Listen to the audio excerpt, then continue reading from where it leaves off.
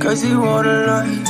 Hair lights, I've been with midnight through the city. I've been going through some things, trying to get my mind right. Push the bucket to the lip, push that mission to the finish. Gotta get the full control, gotta get my mind right. Hair lights, I've been with midnight through the city. I've been going through some things, trying to get my mind right. Push the bucket to the lip, push that mission to the finish. Gotta get the full control, gotta get my mind right. Yeah, flashing on these high beams, she won't step beside me, even if I'm blinded.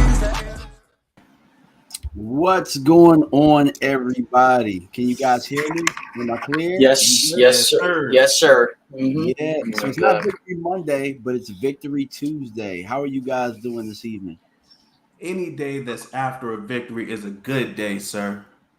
I'm doing fantastic. My Phillies are in the World Series. They're up 4-0. I know some people aren't a fan of the Philly teams, but unfortunately I'm from the area, so I mean, fuck the Eagles, but hey, listen, all things are going well, so. Well, yeah, the last time we were on here, man, look, I almost passed out on air from vertigo, and you guys kind of carried. Oh my goodness. But we're all good, man. Everything is good, healthy, good to go. Man, so we got a lot to talk about actually with the bye week and everything. Yeah. We'll talk about the Bears, and then we can kind of talk about the trade deadline because we didn't get a chance to really talk about the Bears. But you know, it was some ups and downs in that game. But we can start with the pros. I'll let Space start with the pros of that game. For Chicago, you're talking about? Yeah, Chicago. Yeah. Yes. Okay, cool. I'm going to be real with you. I think that the way they administered the offense looks like it's 21st century offense. Like, that's when motion was actually properly working. It looked like the Cowboys, their offense came out from the 90s, 2000s to what they should be doing. And that's no disrespect to Zeke. I want to make it clear. I still think that Zeke is a really good running back, but it's evidently clear that Tony Pollard is the main guy now, in the sense of getting the priority in the snaps. He only ran the ball like 14 times, and he was averaging nearly 10 yards a clip, people. And it's unbelievable how the Cowboys looked offensively. It looked as if they were, honest to God, the just the second coming of like this. I don't even know how to describe it. It just was amazing. Dak did not have to do a whole lot, and he had one interception, but that's whatever. But offensively, we all good? Yeah, we good. Okay, cool. Offensively, the Cowboys look like a juggernaut, which is exactly what I wanted to see. Micah fucking Parsons, that's all I need to say there. I don't need to go any further in that analysis. I can let you guys take on that. But I really felt like regardless of what happened defensively, the Cowboys did so much more offensively. They put the game out of reach. Like, they just punched the Bears in the mouth and they didn't let up. So that's pretty much it. What about you, Brandon? What were your pros from this game? I want to talk about the continued progression of Dak Prescott. You know, the slander that Dak has gotten from the media since he has had to, step away due to his injury was erroneous. It was disrespectful. But to see him come in and progressively just take his steps forward last week to come in and just look like himself. And then to this week and come in and just look athletic in a QB sneak that we just needed 1 yard and come in and get 24, I think it was, and get a rushing touchdown and throw for 200 and I think it was 240 plus yards and 2 touchdowns. It was just a sight to behold. That's the quarterback that we want to see. Yes, the interception was not great, but the pros greatly outweigh the cons in what Dak put on the field, what he put on film. When I watched the All 22 that came out today, it was just chef's kiss. It was amazing. And like Space said, Micah Parsons is an animal. For a player that is greatly disrespected by the officials, We saw where he spoke on a ref just blatantly saying, "Oh, I'm not going to give you the flag." But for a player that is basically playing against the Zebras, he's unstoppable. He's a force of nature. And it's going to be someone that is a game breaker. If you remember, I think it was Madden 2002. He's Ray Lewis in that game. It's ridiculous. Gotcha. Yeah, so man, what I wanted to do is give you guys your FaceTime as you guys gave your your production is immaculate, brother. Keep it going. We're trying to do something a little bit different, man. My pros. Were you done? My bad. Yes. Okay, gotcha. Yeah. My biggest pro of the game was that we were 9 of 11 on third down. You guys talked about how Dak looked, how the offense looked, but it was a great mixture of run, pass on third down. I liked what I saw from Malik Davis when he came in relief. Pretty much playing Zeke's role.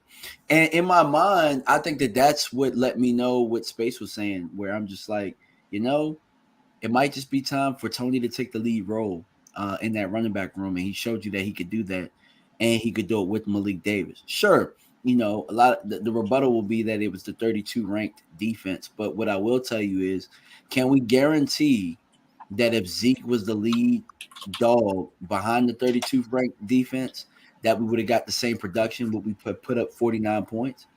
Some of those runs that Tony that put up as the lead dog are probably 9-yard runs with Zeke, 9, 10, and we're still screaming Zeke, but doesn't have the same effect as that home run does.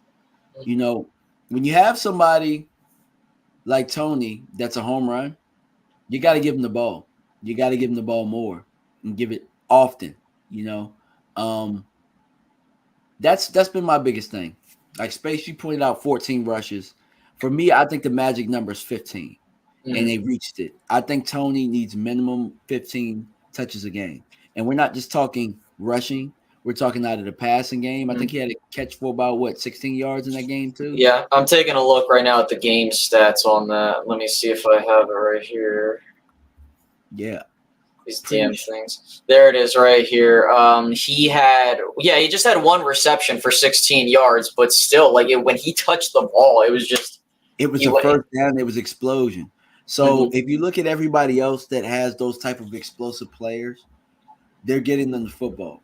I'm not saying that he's Tyreek Hill, because he's not Tyreek Hill, but he has the home run ability.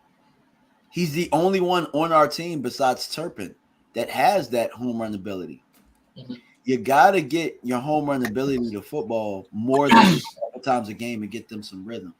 And I think that we were able to do that, and I was pretty proud of that. And we didn't miss a beat with all of the guys out injured on offense, at least. And I think that it said something that this team was able to put up 40 points. The most points scored thus far this season by any team, 49. Absolutely. And it wasn't a lucky 49 either. Sure, we got one fumble return, but outside of that, everything else was offense. That's 42 points out of your offense. Did we get a couple? I think we got a couple turnovers, right? We get some fumbles outside of that fumble. We really only had the one. Go ahead. We got the defensive score. And that was it. Was that it? I believe so. And we had the interception that was called back due to the roughing the passer. And the fumble recovery that should have been ours, but the refs for some reason were like, nah, he didn't fumble it. So really, we should have had 3. They scored on both of those possessions. Correct. Yes. So the game could have been worse. I believe the officials, if I went back and called it correctly, I think they spotted the Bears, I want to say 17 points or 10 points. So I thought it was 13. Because those were no, you're right. It was you're right. I'm sorry. It was 13. I'm like they scored a touchdown. I'm like, was that on a fumble? They didn't get a 2-point. They tried a 2-point conversion, and DeMarcus Lawrence tried to knock the snot out of Justin Fields. I thought he died on that play. I was like, Jesus Christ. Yeah. So we can kind of go with, I guess, the cons. I always like to hear my guys space talk when it comes to cons. He's honest, man. He's honest. Well, I mean, I don't want to get on this trade deadline shit from what I was hearing from people that I was talking to. I will talk about that in just a second. But the run defense, okay, I want to make it clear. Like, they did run all over us, but when you look at how the Bears are constructed over the past 3 weeks, they've run the ball for over 200-plus yards. And here's the key thing. The way they ran the ball, they had like half their yardage come in the garbage time, so to speak, because the Cowboys were up multiple possessions. And I'm not a fan of the garbage time stat, but the thing was Chicago kept running the ball and milking their own clock. That's why they had like most of the time of possession in the game. They basically were running the clock out for us. However, the one thing defensively with this run defense is the edges scare me. For some reason, teams are able to run the ball on us on the edges. So for me, what that means is these linebackers are going to need to step up, in my personal opinion. Damone Clark, I forgot to mention, for that first game, all things considered, did a really good job stepping in for Barr, right? And he'll only get better and we'll see where he goes from there. I do have some beef with Tank. I understand that he's really good at playing the run, but there are some moments where I'm just done with this shit. We're like, it's whenever we deal with a mobile quarterback, and this is just a trend now. Like, there are plays he can make, and he takes wrong angles, and rather than it being a sack or rather than it being like a tackle for a loss, he causes it to be a first down. Now, again, I get it. They're mobile quarterbacks, Justin Fields and Hurts. They love to move around, and they're shifty guys. But at the same time, dude, we need you to make these plays. Like, it's not like he's not taking the right read. He is. But the problem is when he makes that read, he takes a wrong angle, and then he fucks us there. But he's trying to kill him. That's the problem. Yeah. He's trying to line them up it's like so fucking annoying. Yeah. Like he lined up Fields. I get it if it's enough. I think he needs to understand the assignment. That's I've got a theory on that. Sure. I've got a theory on that. Uh-huh. So, because DeMarcus Lawrence is kind of like, in the front seven anyway, like the best guy when it comes to defending the run, it leads to a lot of hero ball situations. It's like tank or bust when it comes to stopping the run or defending mobile quarterbacks or, kind of all of the above. So when he gets that bad read, or misses that tackle, goes too far and misses the quarterback, slides past the pocket, etc. There's nobody else, no interior lineman, no linebacker there to kind of, I guess pick up the slack. And so it kind of makes it look worse on Tank because really all of the eyes are on him to stop the run, to stop the mobile quarterbacks. We're not expecting any of the other guys to do that. So it's not necessarily that Tank is making all of the mistakes because we see that he's right there, in multiple plays, but nobody else is there to be that second line of defense in those plays.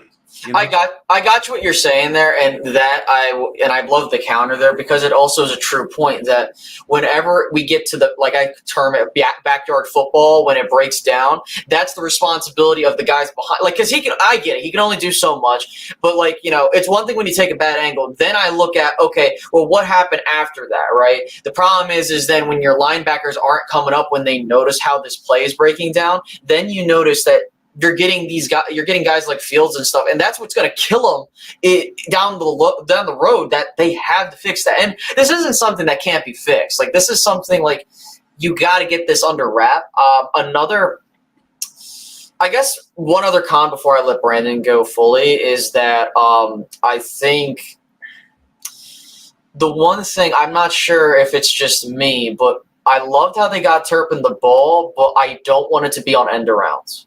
Yeah, I need this. Oh, yeah. I want them to take a shot.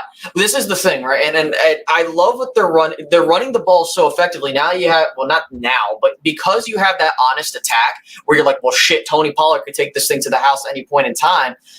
And you do a play. All you got to do is a play action, just go shot. Like, I don't care if it gets intercepted, but I feel like that's the last element we're missing. And I don't care. Like, if you're winning, I get it. Cool. I'm not going to complain. But when you're getting into these close games, I think you need to keep defenses honest. And another thing, I'm not sure if it's just me, the slants, dude. I'm glad that we're calling slants again. I don't know where the slants went last year, but now they're back. But yeah, that's what I got to say there. I agree with you. I agree with you, Space. Oh, go ahead, DMV. I was gonna say maybe the slants went to the fact that Michael Gallup is back because CeeDee Lamb has hot hands. He's probably gonna drop most of them slants. To be honest with you. That's all I wanted to say with that. Go ahead. So I agree with you, Space. I think that they get a little too cute with trying to get Turpin the ball. And this may be kind of the fault of the fans. We said, oh, we want them to have a package for Turpin. Oh, we want them to scheme Turpin the ball open. Sometimes you get a little too cute. Mm-hmm. Sometimes you just need to get the guy the ball in space. We see where the Dolphins do this.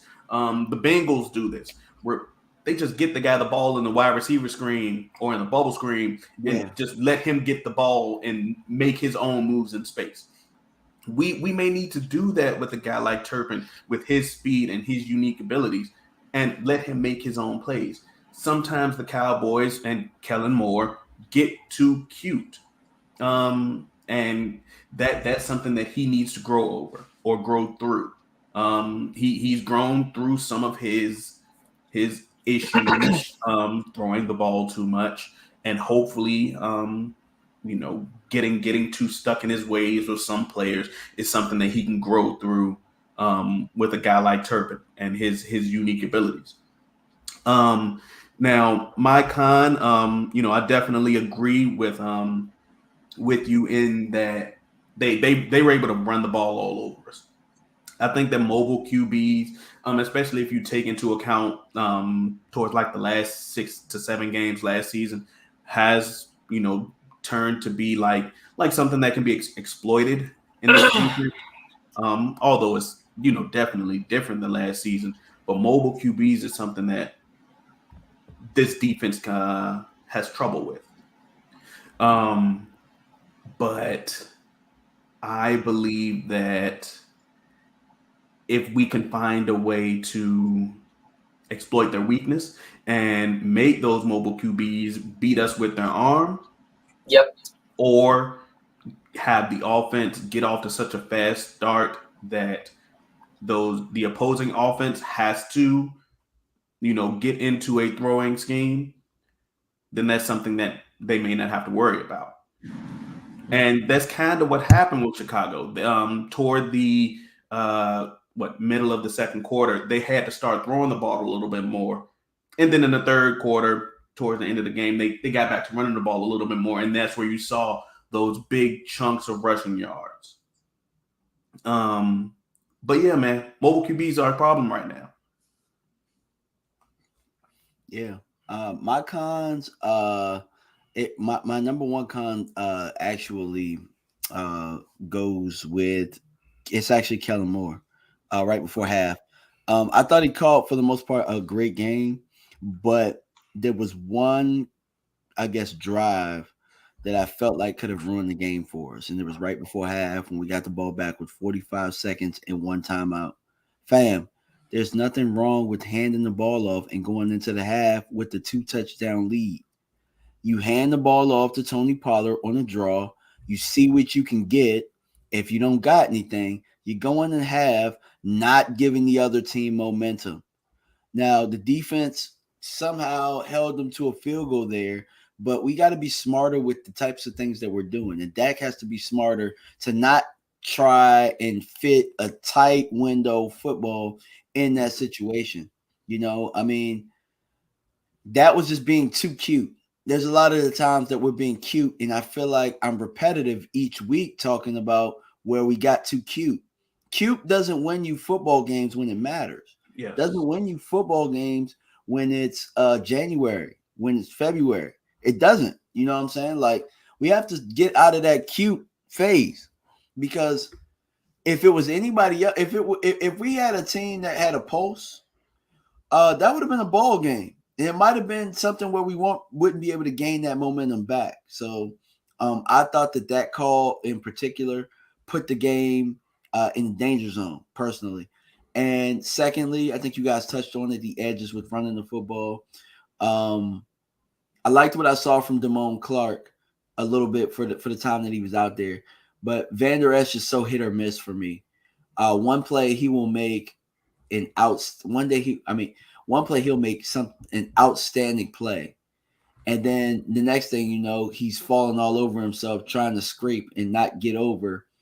Because a lot of that edge stuff has to do with the fact that our linebackers can't scrape. Has a lot to do with that.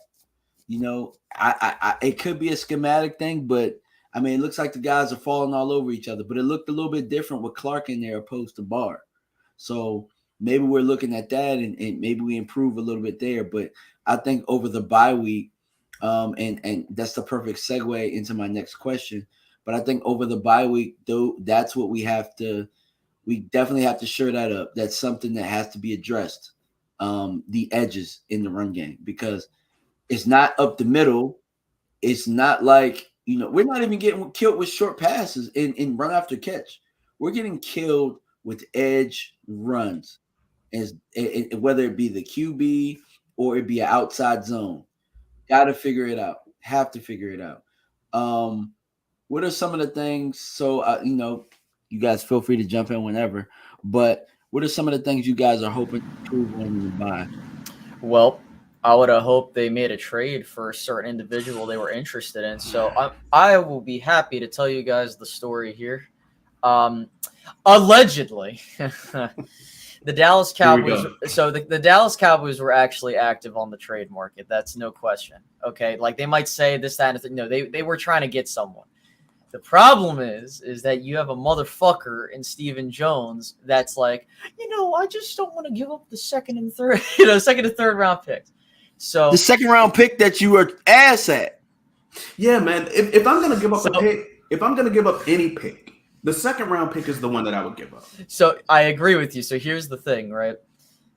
The problem is that you have a bunch of teams that are also trying to get it. And I was adamant on this. I'm like, yo, you have to throw an offer out there quickly, because I guarantee you that everyone's waiting for the jump to happen. And it started happening, which that's why Brandon Cooks, they were looking to get a second for him because everyone else was trading a second. So the Cowboys offered, I think, what was it? Like it was a day 3 pick and Tristan Hill for Cooks. Now, I want to make this clear. The compensation was one thing, but the contract was really the biggest focal point. But the problem is there was the day, I think it was yesterday, was the last day that teams can absorb a certain amount of the contract. So the Cowboys were like, well, shit, like if you want us to take him, we need, you know, I'm not giving you a second round pick if I got to take this big ass salary, which I get. Like, I understand that bargaining chip. But at the end of the day, dude, they weren't looking for anything crazy. They were just looking for a second round pick. And they said no. I know they were looking at Jerry Jeudy, and if people were talking about the Jets, Stephen Jones and Joe Douglas have bad blood, guys. They will never deal with the Jets. So they did the whole we did our due diligence thing, but they were too cheap to actually pull the trigger. And that's what pisses me off, is that everybody else in the NFC that are actually contending loaded up. Yeah, Philly made the one trade to get Robert Quinn, but still they made a move. The other thing, too, is that the Vikings just upgraded their tight end position. They went in division and got TJ Hockenson, so you're going to have to play him now. And my problem is you did – and I don't want to hear this bullshit from people on Twitter. I'm talking about the dumbasses out there, and I know who you are, Dan Rogers, trying to suck the fucking owners off and shit, being like, oh, we're fine. You know, we don't got to do anything. No, because complacency doesn't win you shit. That's right. And it's going to piss me off. And I said this on Twitter. It's going to piss you off in January. Listen, I swear to God, if we lose because we either got someone that got hurt or we could have gone somewhere, like, I'm going to get pissed. Because I'm like, you motherfuckers were the same people that said we're fine. Shut the fuck up, because I hope to God this doesn't bite you in the ass, because it traditionally has. And you might be, Space, you're trying to be all greedy and get – fam, your ownership said that if you're making a playoff run, you go and make these moves, right? They teased at making moves, which I was like, I know they're talking to people, but I know they're trying, because Stephen Jones tries to act like the smartest motherfucker in the room. He really does. And the problem is that he gets got and he doesn't want to budge because, I don't want to give up a second and a fifth for insert player here. right? And it's second and a fifth, and get the hell on about it. Look, I mean, Sam Williams, we think he's going to show promise, but what are our second and our fifths doing right now? I mean, our fifth rounder is a starter right now. Which one? We had like Bland? 3, didn't we? Yeah. Yeah. DeRon Bland. Yeah, he is. But what's Willetsko doing? Let's see. That's right. That's the Amari Cooper pick. And that's oh my God. Do not get me started. Listen, you gave up Amari Cooper for literally nothing. And here's the kicker, right? I would have loved them to make the trade because at least they would have made up for it. But what it would have told me was that you traded Amari Cooper for other reasons. Like, we already knew that. But the thing is, and I listen, I'm not expecting Amari to have like all these 100 plus. I don't give a shit. You are literally missing one last element to this team, and that's his route running abilities, which if you threw a second to go get Jerry Jeudy or you threw out a second to go get whoever the fuck, I would have been fine because now I'm not worried that, okay, what, you're going to hope that James fucking Washington's going to waltz into the building and be like, hey guys, I'm Brandon Cooks at home. We're A-okay. Like, get the fuck out of here. And I know I get upset, but again, guys, I want James this team Washington is the house burger. I put on to listen. We got McDonald's at home. Come on. Yes, I don't want to go on and on, but it pisses me off because I'm sick and tired of fans falling for the same bullshit. They fell for it last year. Oh, we're good. We don't need anything, guys. Like we could gamble on these second and fifth round picks, but you don't want to gamble with trades. Get the hell out of here. That's stupid. Hell, even the Rams, who effing suck right now, tried to give up 2 first-round picks. Some first-round picks for when my son is ready to get ready for the draft. Like, even they tried to do something. I mean, I don't know, man. I mean, I guess we did trade. We were in the trade market. We got Hankins. That's your move. Yeah, I mean, hey, that's fine, but like, could have done more. Absolutely. Now, we are, obviously, out of time. But there is, I guess one prominent name still out there. Are y'all interested in the elephant in the room in Odell Beckham Jr.? Fuck it. Do it. I don't care. Yeah. I've always been interested in it. He's talented. Here's my thing. Because James Washington isn't back yet. Mm-hmm. He might beat James Washington ass back. He might beat him back. But if we're looking at apples to apples, he's more talented than James Washington. He doesn't have to be more talented than Michael Gallup. He just has to be more talented than James Washington. I don't think it's close. I can understand that. I can totally understand that. I think that Odell Beckham, even where he is now, and let me preface this by saying this. James Washington at his best was what, a 600-yard, 3-touchdown receiver? I think that Odell Beckham could give us that in his last, I'll say he'll give us 6 games. Odell Beckham could give us 500 yards in 6 games. Mm-hmm. If he comes back and he's rehabbed well and he's in good physical condition. Without, of course, any sort of slip-ups in his injuries or anything like that, I think that Odell Beckham could definitely be better than what James Washington is. Because, I mean, at the core of things, James Washington was, a wide receiver 3 in Pittsburgh. And coming in and expecting him to be a 2 or any savior to any degree, I think is foolishness. Right. And I think that that's the thing is like, listen, if you don't want to give up trade assets, and talent acquisition, as Stephen Jones likes to coin it, is 24/7, 365. This is a part of the evaluation. I don't give a shit. Listen, if I have to hear this crony motherfucker come onto the 105.3 The Fan and be like, oh, well, at the end of the day, we like our guys, or, I know he's going to say that shit. But the thing is, you have no excuse when it comes to a guy like OBJ. Listen, I have stated, I was like, you maybe could get someone better at the trade deadline, but now there's no excuse. You don't have to worry about the comp pick formula at this point. You don't have to worry about the guy being here long term. You can literally just throw a minimum deal. I understand he's looking for like this, like a contract and stuff. He's not going to get that at that point in time, and he knows it. And you got people coming out, and I know they're talking about adding him, but my thing is that even if you add him and you're slowly bringing him along, you have an asset and a weapon to use for the late run. You don't have to rush him back if you don't want to. And that's what people, and I appreciate what Brandon said, because it's true. You do not need him to be your number one guy. You just need this guy to be wide receiver 3. That's it. And sure, guess what? If he gets hurt, okay. But again, like, this is a team that likes to take gambles. Why the hell not throw, it's just stupid. Just do it. And I know they're not going to do it probably because they want to be a smart ass about it, but they should. Is it frustrating that we have to have this conversation because we were expecting Jalen Tolbert to be, at least to a moderate degree serviceable? Yeah, absolutely. And I want to address something real fast where it's just like, look who Washington had thrown to him at quarterback that was one step away from a wheelchair. Well, we have to keep in mind this. We saw Washington in camp, so it's not like we didn't see him. He wasn't a world beater. That's just my opinion. That's why we keep saying we need a receiver, because we know what we have in Washington. We all saw it. Did you guys see anything special? No, but the guy in Houston that you could have gotten has worked with pretty much any situation he's been in. Just saying. Yeah.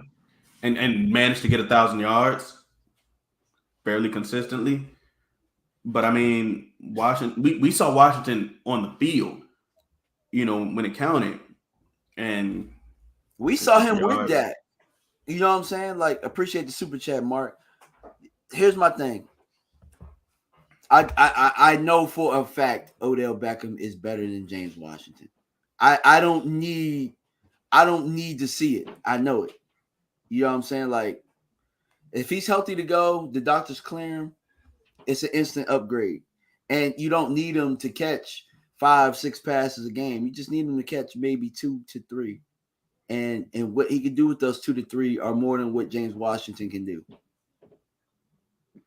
I agree. I definitely agree. And that I think that what Odell Beckham could offer the team is better than what James Washington could offer the team.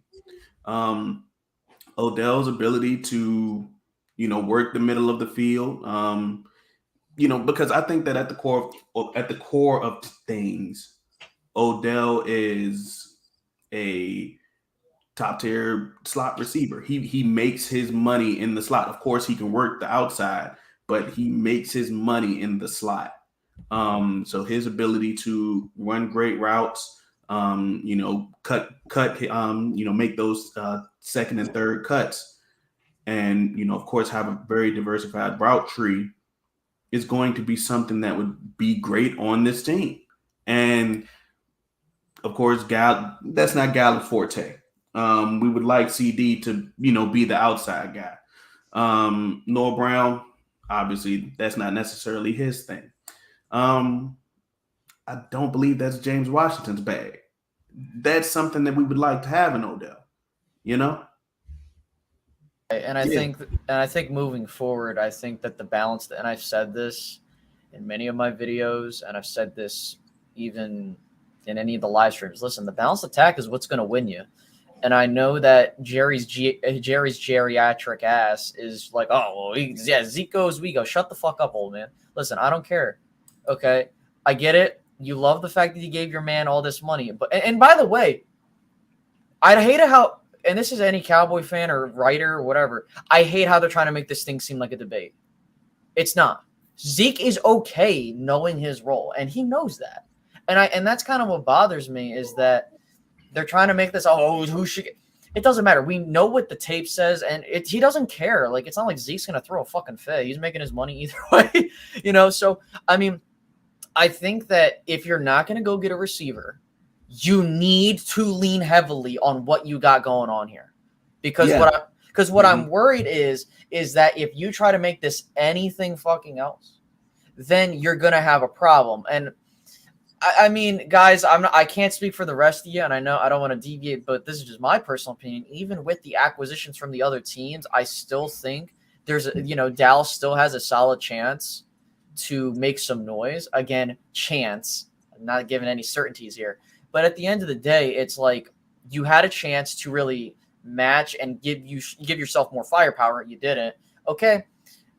Now this is where the crucial stretch comes in. These next 3 games after the bye, they're really going to tell me how I feel. I understand people are like, we got all that matters of January. But guys, this 3-game stretch typically tells us like how suited this Cowboys team is. Either they're going to go on a little bit of a rut, or they're going to roll through these next 3 games. I mean, I'm not sure if that's going to be our next conversation, but what is it? Is Green Bay on a bye this week?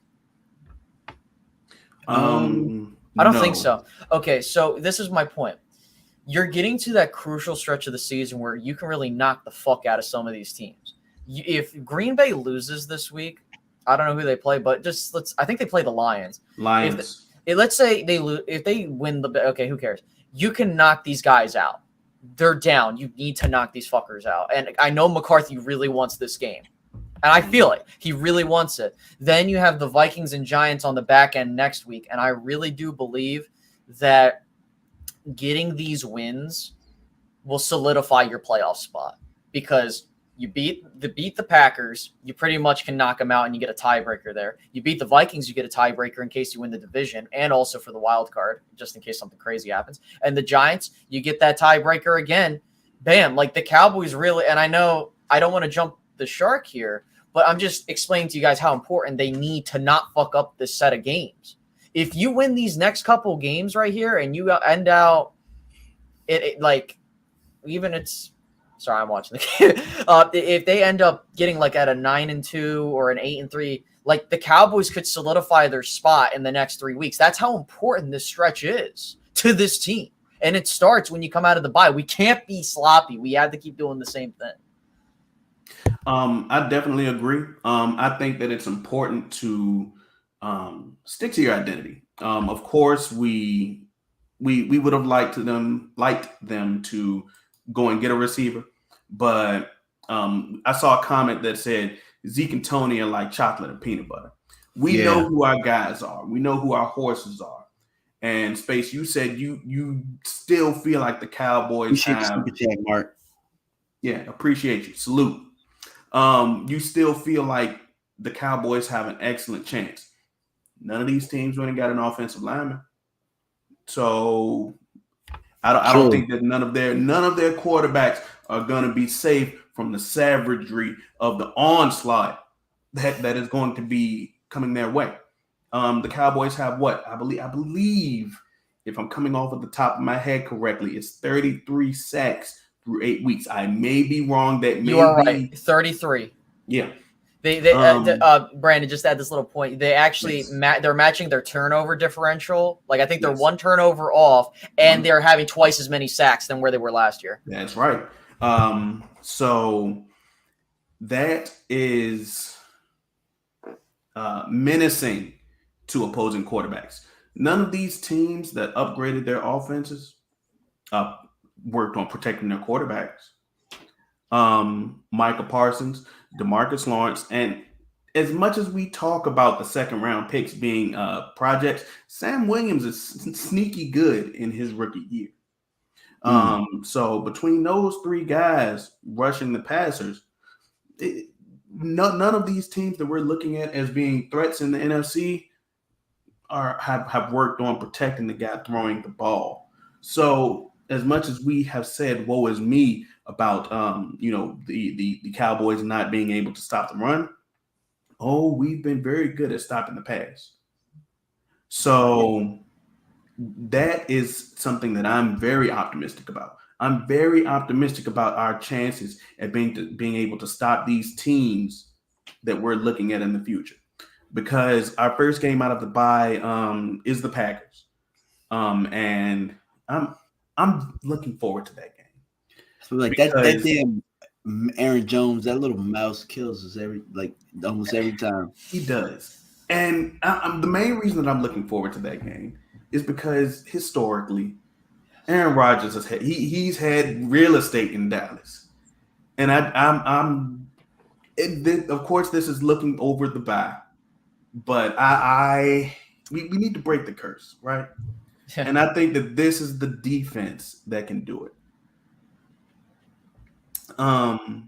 But I believe that the total package that we have with this team, offense and defense, we're still looking good, even though we didn't make any moves. So we talked about negatives for the past 12 to 13 minutes, but I still like our chances. Right. Space, you were gonna say something. Yeah, sorry. I just saw fucking Kyle Schwarber destroy a baseball almost 450 yards, and they're up 6-0. So I'm trying not to scream while I'm on here because they're up 6-0. I'm like, yes, but I agree with everything you're saying, man. Like, this is really the key stretch for this team, like I've said. But another thing, and not a lot of people are talking about this, and this is why I say November and December are really where you're going to start seeing the playoff format start to showcase itself. Mm-hmm.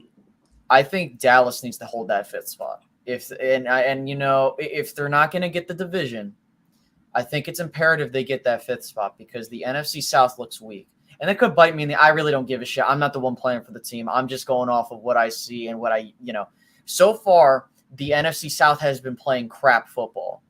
And I believe you having the tiebreaker over New York is huge because of this. Because I'm looking at the NFC West. Oh, Space Cowboy, you're talking too early, but it's strategy. And this is why I want this team to keep winning at the end of the day. This is why I'm letting you guys know this before I'm talking. I know about you guys, but I'm talking about everybody else that's watching. Yeah. Because if you watch how the NFC West is playing, Seattle is playing football that I would not want to be. I don't want to be around. Space Cowboy, you're scared of Geno. Guys, they're playing like really good football. Like for anyone that's trying to. And that's the thing. Maybe they go on a rut towards the end, and you're like, okay, I'm cool with it. But it's all about matchups. Last year, we got screwed over with a matchup because really, if we took care of business, we wouldn't have to deal with that, right? But at the same time, if you get that 5th spot, you play a bad NFC South opponent, which I think you can beat the Falcons or whoever the hell comes out of there. Another bomb. Oh, my God. So I didn't see it yet. I have a delay on my TV, but thank you so much for that. Now I got to watch it. But, yeah, I do like the fact that the Cowboys are – holy fuck. We're taking the fucking asterisks to the woodshed. I don't give a fuck. Fuck them. Anyways, I'm sorry, guys. If any Cowboys fans or Astros fans, I'm sorry, but anyways, I'm sorry for going on now. Now I'm just excited about this. But go on, guys. I really think that the Cowboys have a nice chance given the matchups of the layout of the land. To be honest with you, I'm with you. If we're not gonna win the division, 5th seed seems like it's pretty cool, but I really want to catch Philadelphia, and I really want to catch them and be the start of their rut towards the end because it's going to happen. It's going to happen at some point. Yeah, and I want to make it clear, and this also applies to us guys. The season is a marathon. It is not a sprint. I understand that they're playing great. They have a good team over there, and I'm not capping on that. They really have a good team. I said they were going to have a good team. The problem is, right, and I'm seeing like, okay, they played really well versus Pittsburgh, but again, like I'm not dissing on them for having a poor record. In 2017 when they went there, in 2004 they only played like I think a combined 3 playoff teams. So I'm not mad about that. Listen, you just play. I get it. We play who we play. You guys play who you play. But at the end of the day, and this is what I'm trying to warn them about, and some of my colleagues agree, that are Eagles fans. It's not about how you start, it's about how you finish. You guys could start. We've seen teams start 11-0, 7-0 for the exact same reasons, and they fell apart at the end. And I'm telling you, you need to play clean football throughout. Yes, the schedule looks favorable, but at the end of the day, this is the NFL. Anything can fucking happen. You can have a team like the Texans beat you on Thursday night for all I know.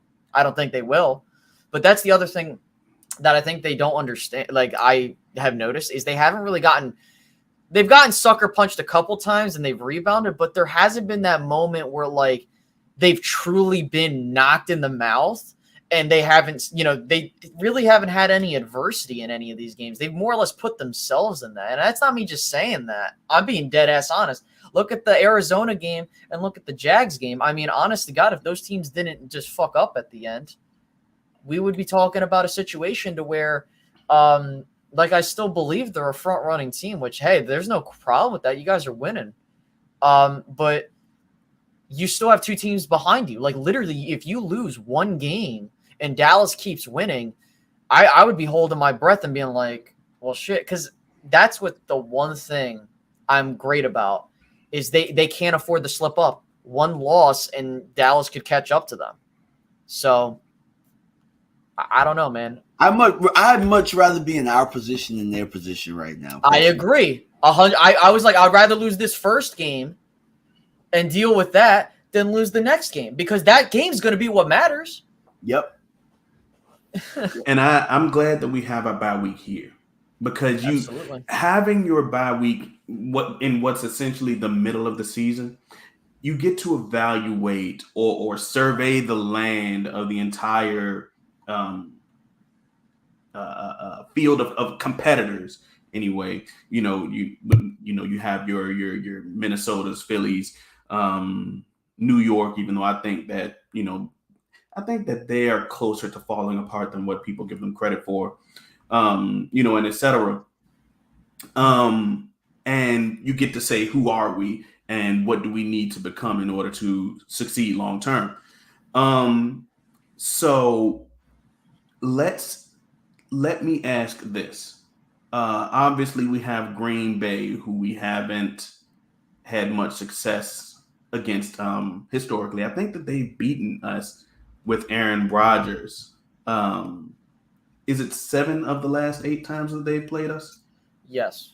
The only time that the Dallas Cowboys have defeated Aaron Rodgers in his entire career, if I remember correctly, were 2008 when we went to Lambeau and 2016 when we went on the road with Dak. Those have been the only times we've beaten Aaron Rodgers and the Green Bay Packers. Now, what's different here is that you have a different head coach. Mm-hmm. You have a guy that knows how to play Aaron Rodgers, and you have a much better defense. That's very meaningful.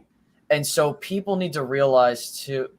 Okay. And people need to realize too that this is a game that Mike McCarthy this is the statement game. I don't care how anybody wants to put it. I've said for the longest time, no matter what the record is with Green Bay, this is the statement game. This is them a fade.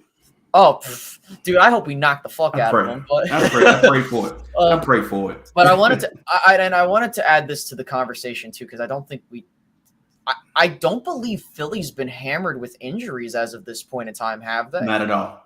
So I think the season comes in ebb and flows, and so I'm not saying they're going to get – I hope not. I don't wish that on anybody, but I'm just saying, like, we have seen instances where, like, with us, we got hit with something in the middle of the season. That cost us that first seed, right? So what I'm thinking is that this is why you play these games. Shout out to Eddie. Salute. Play these. The Cowboys still come. What the hell? Deadline and not signing either a wide receiver 1 tech or a corner. What the hell's going on?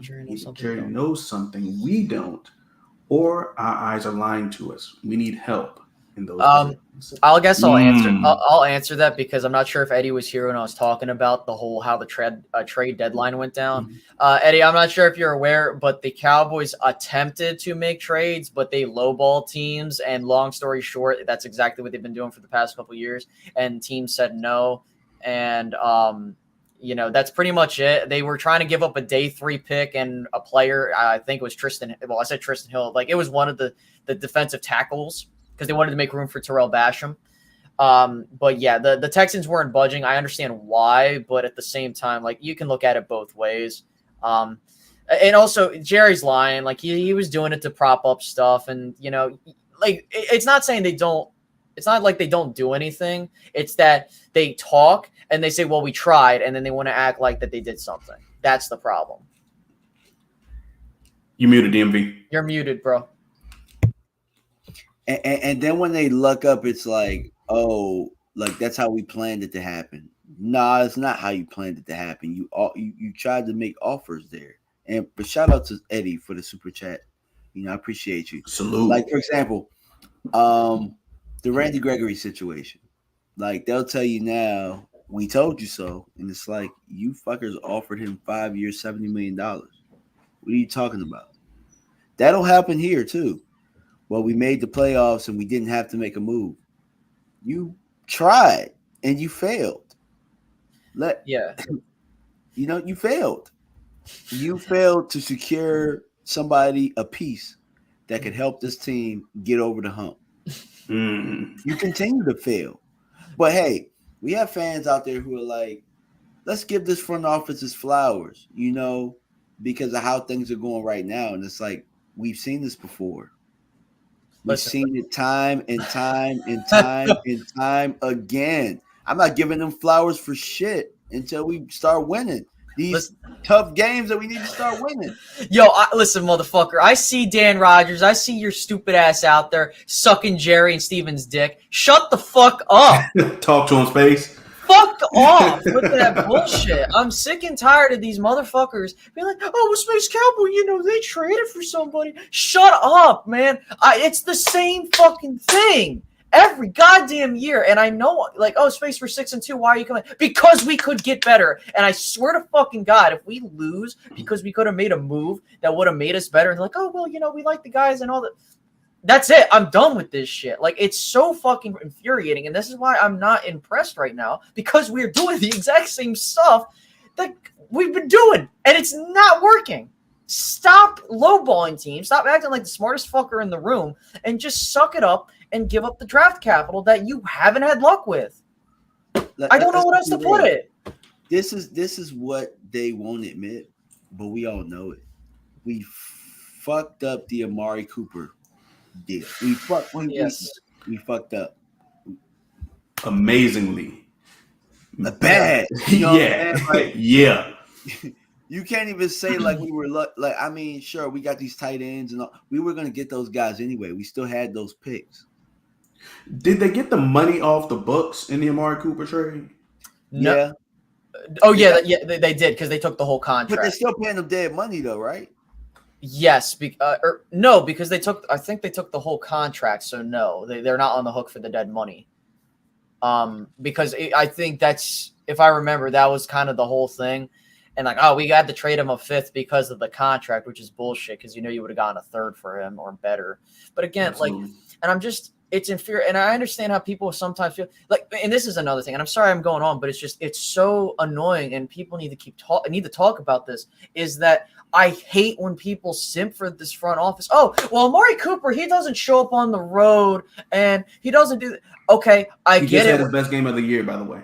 I know, and that's the part that pisses me off, is that I'm not asking for the dude, because we know how this offense is being run now. I get it. I understand it. But at the end of the day, you don't make it. Here's what I should say. I'm sorry. It's not the fact you didn't – it's not the fact that you traded – I don't know what the hell they're doing. It's not the fact that you traded him. It's the fact you did nothing in return to fix that. The 5th and 6th round picks you did is, number one, your 5th round pick is done for the year, and he's not doing anything meaningful for this team. And that's number one.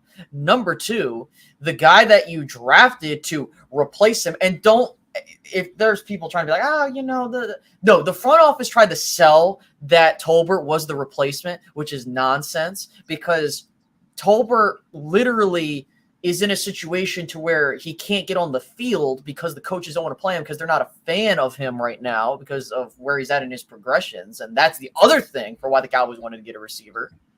And it's just so damn annoying how people want to justify these moves and how we don't do anything in return. If we had signed someone, like if we went out and got Brandon Cooks initially in the offseason like I wanted to, I wouldn't have been complaining, because you've already did that. Like, I don't give a shit. My team's playing for the World Series. They actually make moves, unlike the Cowboys, and they could suck it. So, and fuck, okay. I'm just so.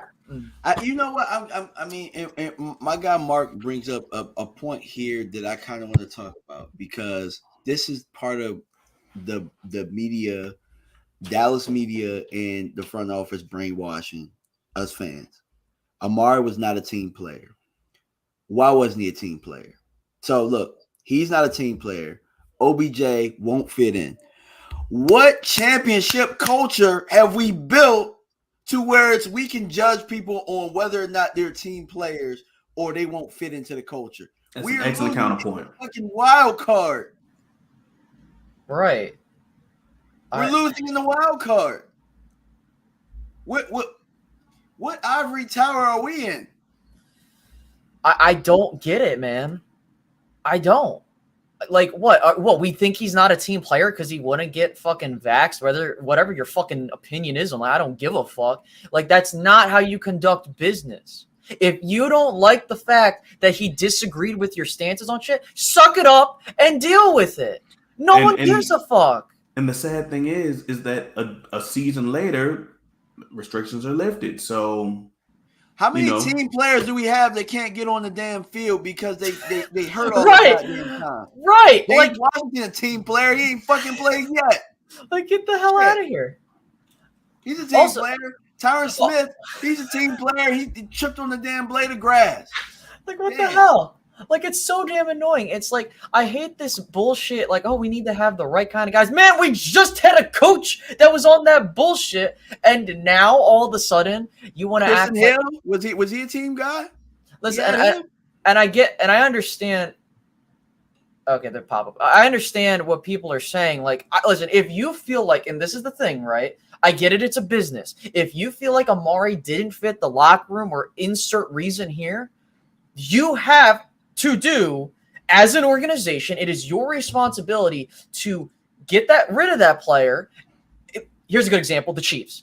Tyreek Hill. Okay, we don't want to pay him, or he doesn't want to be here anymore. All right, let's get rid of him. Perfect. Let's give him. Okay, cool. Let's get rid of him. Let's get whatever compensation. Okay, let's go get a receiver in Juju Smith-Schuster. Okay, let's also go into the draft to get a guy, and then on top of that, with the guys we already have, let's put them in the best position to win. And the Chiefs have been a great model organization at doing these things. They did it with their offensive line. They've done it with their receiving core, and they have not skipped a beat. People need to realize that is what teams have done in this modern NFL. Picks don't matter as much anymore. In fact, picks don't matter. And I say this in basketball, baseball, and all this other stuff. Prospects and draft picks do not fucking matter if you have the superstars and players in place to be in the window. That's where you get rid of them and you make those assets into players that are ready to help you right now. And the Cowboys are literally that away to getting a contending team, like on a perennial basis. No. Now hold up there, Sky. I was with you till you said picks don't matter. I'm draft guy. I'm easy on me. Easy on me. Listen. I get what you're saying. If you got a guy that can come in and help you right now and help you get over the hump, and sometimes you got to gamble and you got to give up some damn picks. That's what I'm saying. Like, I'm not saying picks don't matter because obviously they do. What I'm saying is that the value of the picks sometimes don't matter, right? Like, here's where I'll say this, Brandon. If it was like you are a middle of the pack team, I'm not trading shit. I'm absolutely not, because I know that, okay, this is where we're at. If you know you're going to get a late round pick, and you like, it's all about like how you look at the draft class, right? If you are looking at the draft class and you're saying, okay, these are the needs we're going to have, and I think that we're not going to be at the prime position to take someone, maybe, you know what I mean? That's when I'm like, all right, fuck the picks, let's get rid of them. But again, like, I'm not a fan of trading first round picks at all. In fact, I'm not a fan of trading the first 3 picks unless it makes sense, right? And in this instance, the last 2 years were moments where they made sense, because you have a window open. This isn't like a once in a blue moon type of thing. This is the second time in a row we've been in a window of opportunity. Now, what differs from last year and this year, and why there's a better chance this year, is because the NFC is weaker. And if you look at the path that you're going to have as currently paved, you're going to be on the road, which I don't care. I'd rather play on the road if I'm being real with you. I'm in that unpopular opinion. You're going to play an NFC South opponent that's weak, most likely. And they haven't really done anything. And then you're going to have to go on the road, most likely to play Philadelphia in the divisional round, which I think that – I'm sorry, I'm going long-winded. It's just like I feel like December is going to be the month where we'll know. All of your I seeds. agree. Right. And I mean, like, even like, and also Mike Brown. Well, I'll say this. A good example of an owner getting out of the way is Mike Brown in Cincinnati. You see what he did? Yeah. You see what he did? He moved out of the way, let the GM and player personnel people do their job, and his team went to the Super Bowl in like 2 years after he stepped away. Yeah, absolutely. I think that he's a shining example that all of the owners should follow. Hint, hint. I think that the Raiders are an opposite example of, well, for the most part, were an opposite example of that in the Davises. The Cowboys for the last 27 years have been an opposite example of that. The scientific method. You gather data, form a hypothesis, and come to a solution. We have gathered data for the last 27 years so we can form a hypothesis that being an owner, GM, does not yield championships in the long term, right? Yeah. So, and we can say that for not just one, but two franchises. Yeah. In Dallas and the Raiders in their various cities. So yeah, I'm inclined to agree with you in that space. Now, I think one thing I want to kind of touch on about trades and stuff and sending you over the hump. The Rams made 2 trades last year that sent them over the hump. OBJ and I think, was it the year before where they got OBJ was released, just as a heads up. I think, or no, was he traded? I thought he was released, and then I thought he was released. I thought he was. Hold on, let me see. I just want to make sure. I thought they traded for him to the from the Browns. Let me take a look. I just want to make sure. You could whatever it was a situation where him and the Browns. I could be wrong. I'm sorry, guys. I don't. I think it could have been a trade. Either way, they got him. Either way, it was an acquisition, right? Sorry, yeah. So they got him. They got Von Miller, and both of those two guys impacted their playoff runs. Mm-hmm. That's all we're saying at this point. We believe that this team will make the playoffs. So go ahead and try and get people that are going to impact the playoff run in a positive way.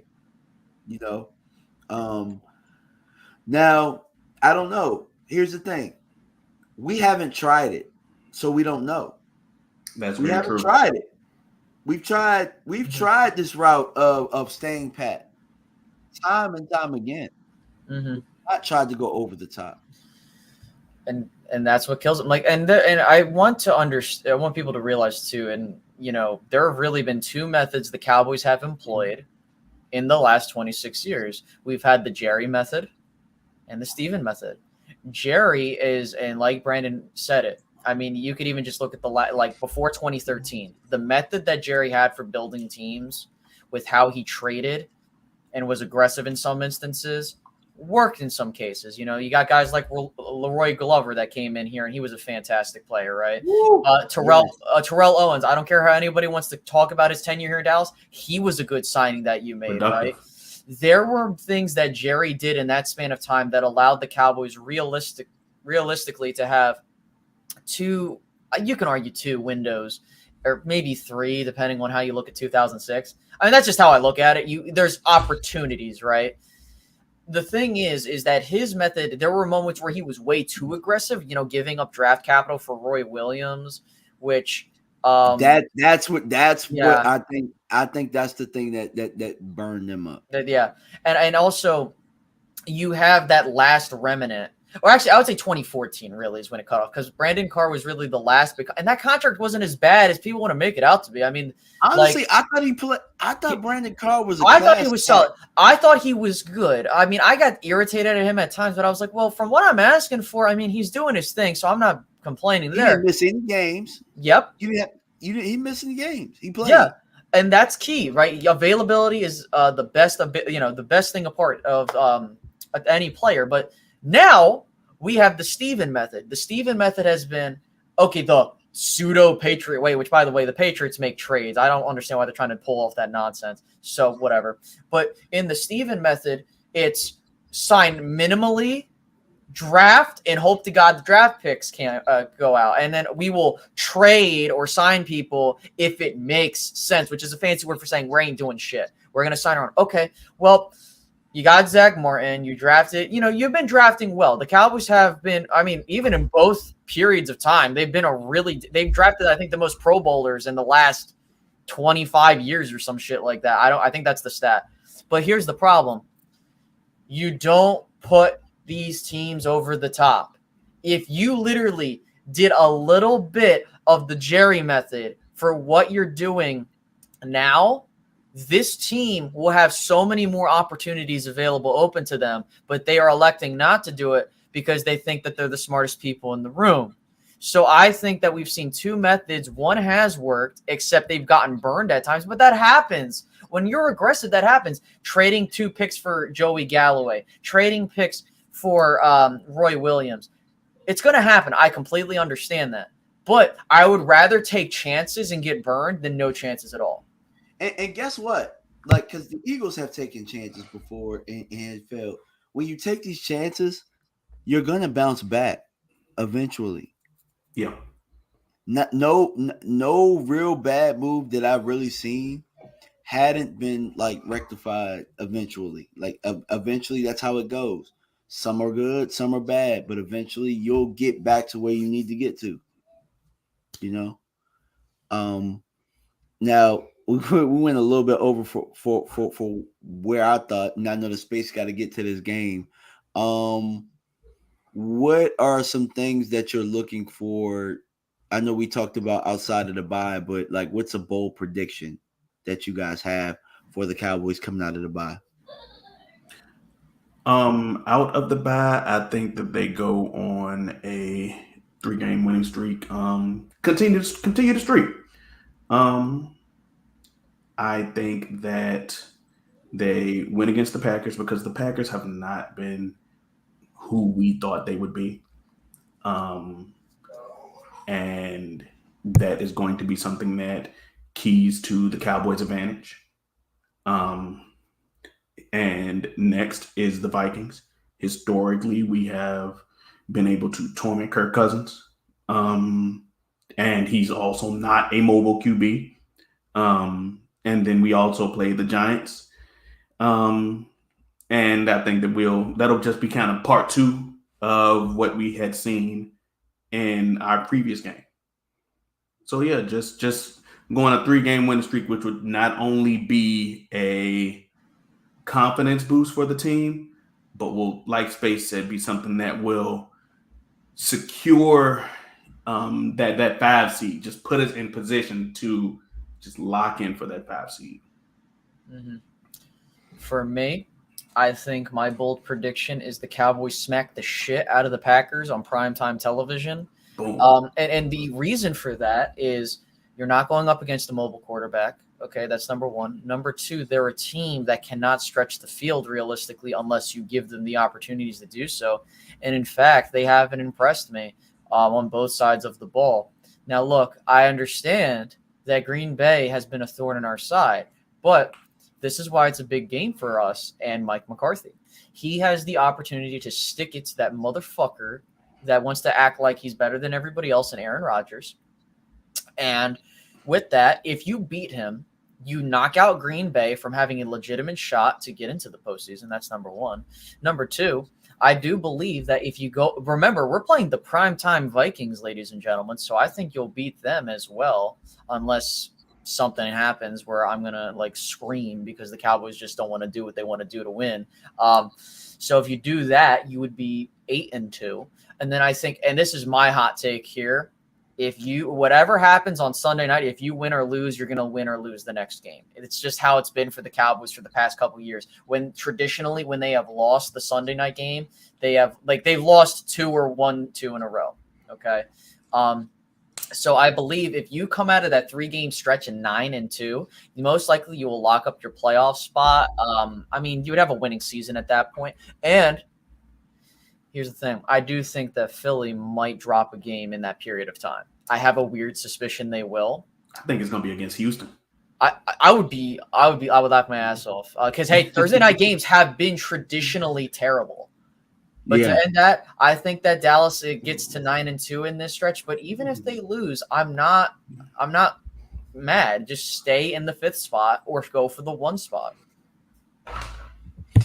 My bold prediction is I think they're gonna move Peters to left tackle and put Tyler Smith at guard and getting Tyron Smith ready to come back. That's a good point. I would be on the lookout for that. That make my stomach hurt, man. I don't. Yeah, me too. But I just think that, I mean, if you look over the last couple of weeks, Tyler has gotten beat a couple of times, and the bye week is the perfect time for them to get him back acclimated to left guard. But I think ultimately they're really looking forward to Tyron being a part of this run, which for me, I'm okay with what we have right now. So I'm not saying that that's what I want. I want us to keep the line that we have now and just build on it because it's based on youth and the guys really getting experience. Sure, he's gotten beaten and he's taken a couple of lumps here and there, but I think that you got to go with that. If that's what you want to do and that's your left tackle of the future, then stick it out because hell, we saw what happened when you brought Tyron back last year. He wasn't the same and he was getting his butt whooped a little bit too. So that's my bold prediction. I think that they'll put Peters at left tackle, and they're trying to get ready for Tyron to come back at any point. Yeah, I mean, well, what do you guys say? I mean, I think that I'm just worried when he's going to get hurt because I have a feeling he's going to get hurt. But if Tyron's any lick of what he was before, and Tyler's what we saw on film in the preseason at left guard, I mean, I'm okay with it. But again, like you can't just force him in there because I'm worried they're going to play musical chairs again, which they have been, and it's pissing me off. Yeah, it just sounds like something they would do. Yeah, and I'm with Mark right here, where I only want Tyron as a backup. Absolutely, Tyron as my swing tackle at this point. I can't depend on him. You said it. You know how they said we go as Zeke goes, and they're adamant about putting Zeke at a starting role. I'm not adamant about that with Tyron. I cannot upset my left tackle of the future's growth just to appease Tyron's ego. I can't 100%. Do it. Especially when that ego, and I know that he's, Hall of Fame, but especially when that ego hasn't really, helped us achieve any real deep runs. Yeah. So that's where I'm at, guys. And, I'm going to probably end it there. Let everybody know where they can find you, man. Space you first. Sure. You guys can follow me over at Space Cowboy Media or on Twitter at Space Cowboy MED. We just surpassed 1,000 followers, so thank you everybody for that. We're on the road to 10K over on the YouTube channel. Thank you. We're on our road to 10K. Do your due diligence, like this live stream, and follow all of us here because you guys are missing out on some great content if you have not subscribed. And if you miss it, hey, guess what? This stuff's recorded anyway, so you can just listen back to it. So by all means, make sure to subscribe and like. And I am Brandon. I am one half of Frankly Football. You can find me on Twitter at Frankly Football. But the last L is a 1. So that's at Frankly Football. It's FranklyFootball1. And on YouTube at Frankly Football. Be sure to like and subscribe because that is just free currency. My compatriot, my ally, my Robin, set it off, Chris. He can be found at Playmaker88 on Twitter as well. So just check in, tap into the vibes, because we try to give us some dope content, some dope film review, as the season goes on as well. Yeah, and you guys know me, DMV Fanatic. I appreciate everybody who offered me super chats. If you offer me a super chat today, feel free to shoot me an email. You guys can find my email at, hold on, I'm going to put it right here. So Eddie and Mark, feel free to shoot me an email real fast. And, I appreciate everybody for tuning in, man. It's been a blast. We'll be back next week. All right, y'all. We out. Peace. Peace.